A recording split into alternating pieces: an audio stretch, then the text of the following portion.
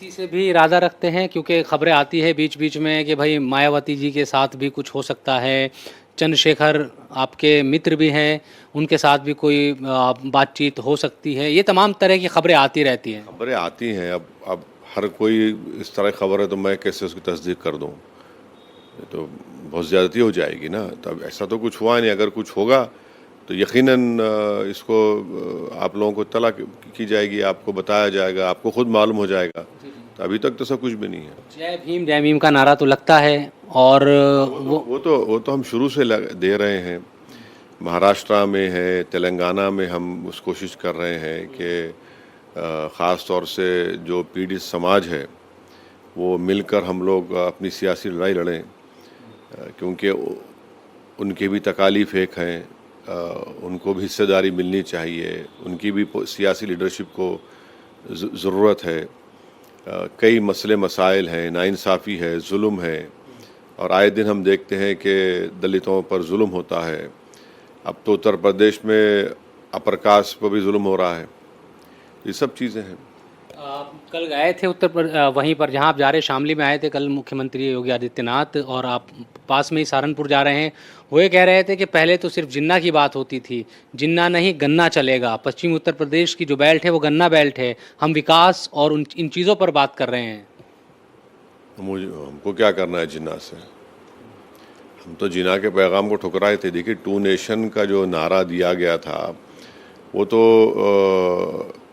हिंदू महासभा सावरकर ने किया, फिर जिन्ना ने किया, तो हम दोनों को रिजेक्ट करते हैं।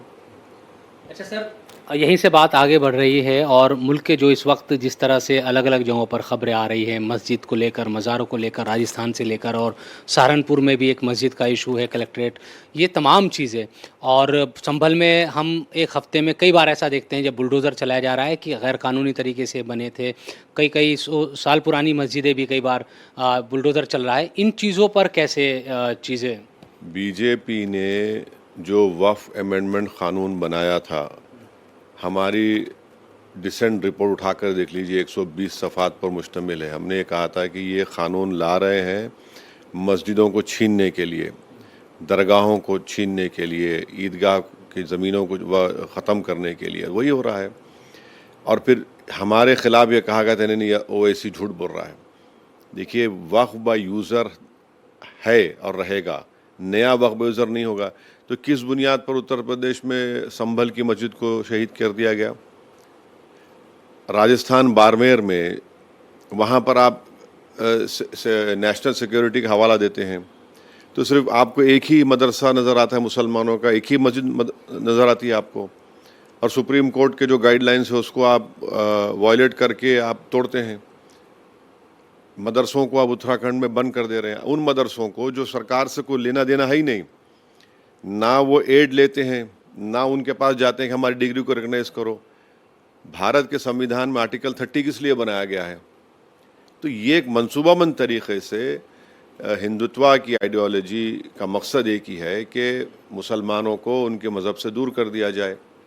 और दूर करने का तरीक़ा क्या है कि मस्जिदों को निशाना बनाओ, मदरसों को बंद कर दो, क़ब्रस्तानों पर अगर कोई बना हुआ है उसको तोड़ दो। तो यही तो चीज़ है। हिंदुत्व की आइडियोलॉजी जो है, जो भारत के संविधान और हिंदुस्तान के जो इंडियन नेशनलिज्म है उसके ख़िलाफ़ जाती है। तो इसी तरह टारगेटेड एक ही समुदाय को किया जा रहा है इस आइडियोलॉजी को कामयाब करने के लिए। कोलकाता में भी इसी तरह की चीज़ें नज़र आई एयरपोर्ट पर, वहाँ भी एक मस्जिद को लेकर बड़ा विवाद है। और कल जो सिद्दीकुल्ला साहब है वो तो चल पड़े थे अपने समर्थकों के साथ, उनको रोका गया। ये कहीं दिख रहा है आपको रुकता हुआ कि यहाँ ये चीज़ें रुक जाएगी? मैं शुरू से कह रहा हूँ कि सियासी तौर पर, पॉलिटिकली, भारत के मुसलमान जो सबसे बड़ी अक़लियत है उनको अपनी पॉलिटिकल लीडरशिप बनाना पड़ेगा। आप पॉलिटिकल लीडरशिप को जब तक नहीं बनाएंगे ये मसले मसाइल चलते रहेंगे। ये मस्जिद हमारी तोड़ी जा रही है, मदरसे मुसलमानों के बंद किए जा रहे हैं, क़ब्रस्तानों को बर्बाद किया जा रहा है, हिजाब को एक ख़तरे के तौर पर पेश किया जा रहा है, तालीमी इदारों को तोड़ने की धमकियां दी जा रही हैं। ये कहाँ हैं हमारे लोग? हम सिर्फ वोट डालने वाले की मशीन बन के रह गए। आप पॉलिटिकल एजेंसी को पैदा करिए, ये जो लड़ाई है ना बीजेपी को रोकने की, ये सिर्फ मुसलमानों की लड़ाई थोड़ी है। हमारा मामला ये है कि हमको डराया जाता है, अब चुनाव आ रहे हैं उत्तर प्रदेश में, नहीं ये पार्टी सत्ता में आ रही है, सत्ता में लाना है। कितने बार सत्ता में लाए आप, कितने बार वोट डाले और कितने बार हार भी गए वो लोग, सत्ता में नहीं आए। आपको क्या फ़ायदा हुआ? ये अहम मुद्दा है, यही इम्पोर्टेंट पॉइंट है। और जहाँ तक जो मस्जिद की बात आप कर रहे हैं एयरपोर्ट की, भाई वक्फ के क़ानून में आप कैसा कर रहे हैं इसको, किस बुनियाद पे आप तोड़ रहे हैं? चलिए आपने जो क़ानून बनाया उसमें तो वक्फ बाय यूज़र है ना, वो पुराना वक्फ बाय यूज़र है। सुप्रीम कोर्ट का जजमेंट है कि once a Waqf always a वक्फ, उसको वो भी तो क़ानून है, सुप्रीम कोर्ट का जजमेंट। आप तो क़ानून को ही आप उसकी धज्जियाँ उड़ा रहे हैं। माने आप खुद सुप्रीम कोर्ट बन गए, आप खुद क़ानून बनाकर उसको तोड़ रहे हैं। तो ये सिर्फ क़ानून का इस्तेमाल सिर्फ मुसलमानों पर हो रहा है, उनकी मस्जिदों पर हो रहा है, उनके खानखाहों पर, कब्रिस्तान पर हो रहा है, और ये सेलेक्टिव यूज़ है, ये तो जुल्म है पूरा।